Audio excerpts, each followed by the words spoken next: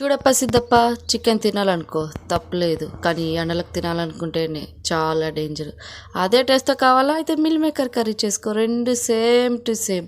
అందులో బొక్కలు ఉంటాయి, ఇందులో బొక్కలు ఉండవు. ఈ కర్రీ ఎలా చూసేద్దామా? స్టవ్ మీద బాండి పెట్టి బాండిలో కాస్త ఆయిల్ వేసుకోండి. ఆయిల్ హీట్ అయిన తర్వాత పోపు దినుసులు వేసుకోండి. అవి కూడా వేగిపోయిన తర్వాత సన్నగా పొడుగ్గా కట్ చేసిన ఉల్లిపాయలు వేసుకొని వాటిని కాస్త లైట్ బ్రౌనిష్ కలర్లోకి వచ్చేదాకా వేపుకోండి. అవి బాగా వేగిపోయిన తర్వాత అల్లం వెల్లుల్లి పేస్ట్ వేయండి. అది కూడా బాగా మగ్గిపోవాలి. అంతలో మనం టమోటాలు కట్ చేసుకుందాం.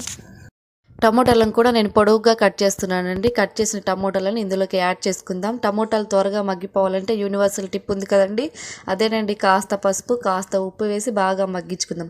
ఇవి బాగా మగ్గిపోవాలండి, కాస్త ఆయిల్ బయటికి రావాలి. అప్పుడు ఈ స్టేజ్లో మనం కారం వేసుకుందాం.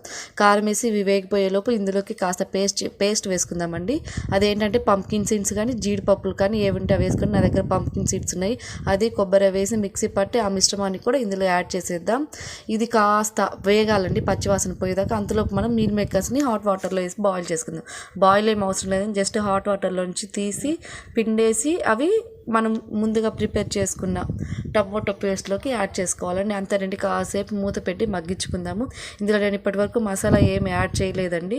కాస్త ధనియాల పొడి వేసుకోండి. నేను ఎలా ప్రిపేర్ చేస్తానంటే ధనియాలు, కొబ్బరి, వెల్లుల్లి, అంతేనండి. అవి నా వీడియోస్ రెగ్యులర్గా ఫాలో అయ్యే వాళ్ళకైతే తెలుస్తుంది. అంతేనండి, మన కర్రీ రెడీ.